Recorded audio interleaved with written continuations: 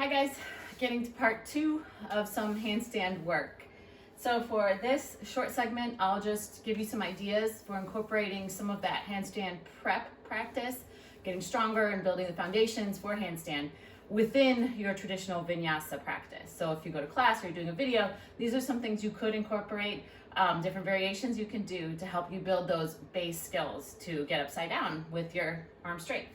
So we'll start with some sun salutations. Let's go through a traditional sun salutation with no modifications first, just so you can, kind of first of all get warmed up, and then we can start to tweak it a little bit. So from here, standing tall at the top of the mat, draw the belly in.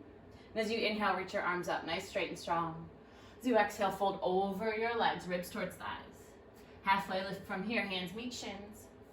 Plant your hands, take a big step back. You're at the top of a high plank position. As you exhale, lower halfway towards the floor, chaturanga. And as you inhale, pull your heart up and through, straight, strong arms. Exhale as a downward facing dog, and we'll pause for 5 rounds of breath here. And allowing your fingers to spread wide. Back of the arms rotating towards the back of the mat, so the elbow creases face forward. One more deep breath, just as you are.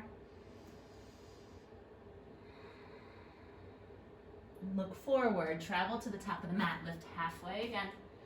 Exhale, fold over your legs. Press through your feet and come up. Good, if that's the first sun salutation you've done today, maybe crank out a couple more just to get warmed up before we start moving a little bit more here today.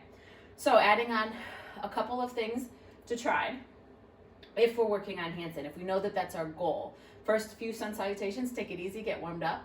Then, as you feel more comfortable, maybe add in a piece. Inhale and fold forward the same way. Really focus on that hamstring length. That's going to be important. Take a halfway lift. And now we'll start to find a little bit more float as you jump or send the feet back. Rather than a step, think about keeping your hips high. Send your shoulders forward. Maybe just lift your heels. So you're drawing your ribs towards your thighs even more. Grip the mat with your fingertips. Your shoulders go way forward. Then your little hop. Take it nice and slow as you land in chaturanga. Pull your heart up and through upward facing dog. And then downward dog, or even a child's pose. If that float back felt like a lot, feel free to take a breath or two here. So working on that float might be one variation to build some strength. Give yourself another pause where you are. We'll try to find that same float going forward. Sometimes I feel like I need to shorten my stance a little bit, and that helps. And again, think heels lift, compress the belly, find that hollow body shape that we're always working on. And you're gonna bring your shoulders forward, send the shoulders forward so that the feet can follow. Stay high and lifted, maybe even bend into the knees, and take that hop. It might feel light, it might look light, it might be neither of those. Just keep working it. So the shoulders have to come forward and more weight into the hands. Take a breath in, reach all the way up. Exhale, Tadasana, good. If you like, take another one just like that. From here, I'll offer you another variation. Same sun A, we'll just tweak it a little differently. Take a breath in and reach up. Exhale, fold forward. Inhale, reach and lengthen. Good, now from here you can absolutely find your float back, but often you hear us vinyasa teachers say to step to high plank and pause. Good, so if you've got more than just a breath or two here, try rolling the shoulders, bringing the shoulders forward, and coming to the tops of the feet. Especially good if we've got some long holds within a class. So now you're finding this hollow body shape, this protraction in the shoulders, belly drawing in and up. Without the butt in the air, everything still stays in line.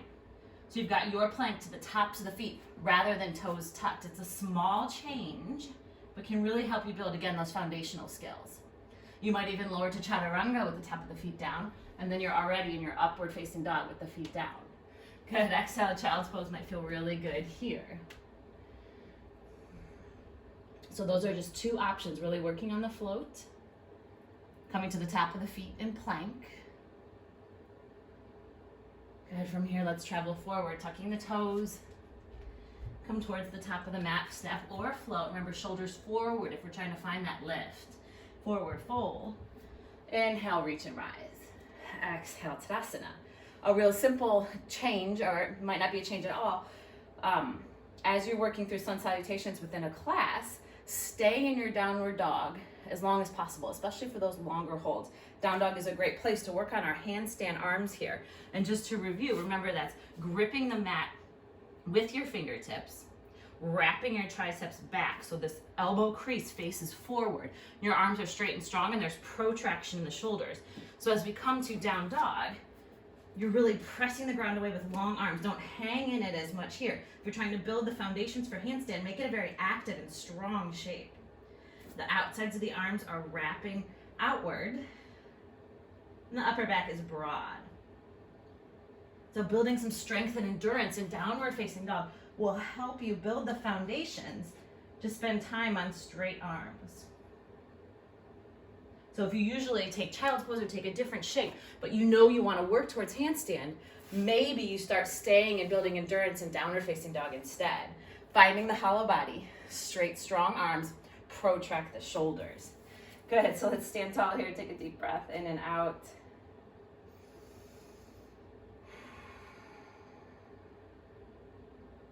Good. Let's try a different transition as we're moving, especially towards the front of the mat, in a sun salutation, in a vinyasa. So the first part will of course stay the same. Breathe in, reach up, exhale and forward fold. Take a halfway lift here, step or float the feet back, chaturanga or your plank, high plank, upward facing dog, and then downward dog. And as we prepare to step forward now, grip the mat with your fingertips again. Lift your hips way up. A different option to travel forward here is to stay on your tiptoes. So if you've got a little handstand and you're working on the prep, this is another great way to build that strength and endurance. You lift halfway when you get there. Forward fold and reach all the way up. Let's try that one more time. Come right back down. Exhale, fold in half. Inhale to lift halfway. Plant the hands. Step or float chaturanga is next. Pull the heart up and through. Exhale as a downward dog. Spend your time here building endurance if you choose. Then when it's time to travel forward, lift the hips, lift the heels, come as high as you can on the tiptoes. Keep that height, draw your ribs and your thighs close together and tiptoe forward, shoulders going forward. You're bringing more weight into your hands. Then lift halfway. Exhale as a forward fold. We'll reach and rise.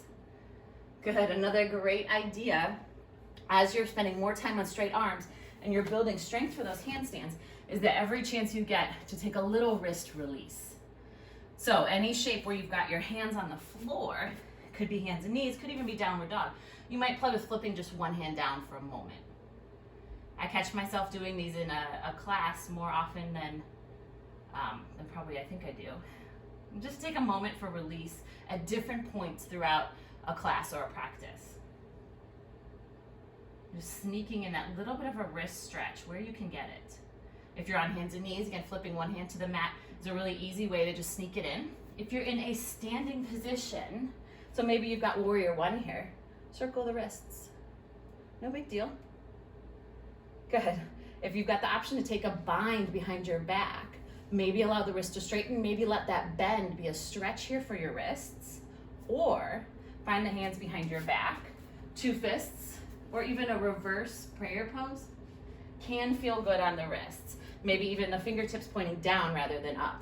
So just play with the position of your hands to sneak in that little bit of a wrist stretch in these more traditional shapes as you move throughout a vinyasa flow class. There's a couple of other options that I found going through vinyasa classes and thinking about handstand the whole time. When you hear a teacher cue standing split or a standing L, that's again, just to review, that's this one. Leg goes back, hands are on the floor. Standing L. Standing split is usually more of a forward fold, and we're reaching this back leg up super high. This is a great opportunity to incorporate a couple of little hops or straight arms. Just lift the heel, compress and stay. So with your straight, strong handstand arms, if you hear a standing split, bring weight into your hands. Maybe just work on the compression. Good. Or you can even start to find a little bit of a hop. So standing split on the other side, ribs to thighs. Whoa, ribs to thighs. Hollow body shape even here. So protraction in the shoulders, straight, strong arms. Then maybe just a little hop, a little lift. Just see what shows up. Keep reaching this straight leg towards the ceiling. Don't let it drop as you come up. Don't think of it as a kick. Think of it as a lift. So if the arms are straight on the ground, that's a good time to find that lift. Really press your hands down, round through your shoulders. Maybe find that lift. Good. If you're not there already, let's forward fold, or even sneak in a little wrist release, pressing the wrists and the forearms between the thigh and the calf. If that compression feels good, go for it. If it doesn't, just take another stretch. So standing split can mean hands to the floor and a little hop, or just hands to the floor and compress ribs to thighs. Good. Another shape that shows up a lot is a straddle fold. So we're in this straddle fold position. Normally, we're hanging here, which is absolutely wonderful for the back of the legs. Maybe you're finding some length. If this is the place where you'd like to work in your handstand practice, bring your hands to the floor. Let your feet be nice and wide. So I've got my hands in front of my toes. You may want to play with that, with them closer between your feet, forward, whatever works for you here. I know I usually end up with a lot of space between both. So we'll find that protraction in the shoulders. Grip the mat with your fingertips, handstand arms. Come up onto your tiptoes, same thing as standing splits. Ribs towards thighs, get lighter, lighter, lighter in the feet. Just hold.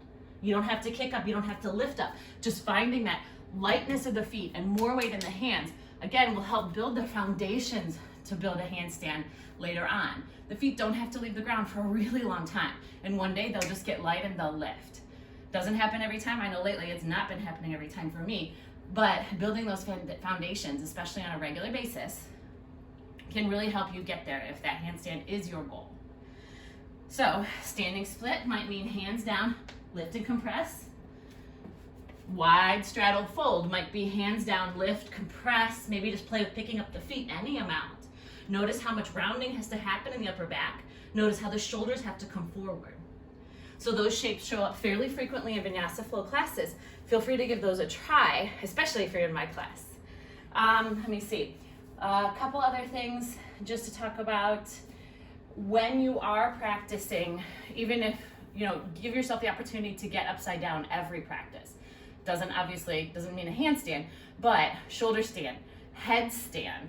If pincha is in your practice or dolphin, go for it. But every practice, get upside down, and that will help you build the proprioception, the knowing where your body is in space when you're flipped, when your head's down and your feet are up. So spending more time upside down just helps you build that control and that awareness of what your body is doing.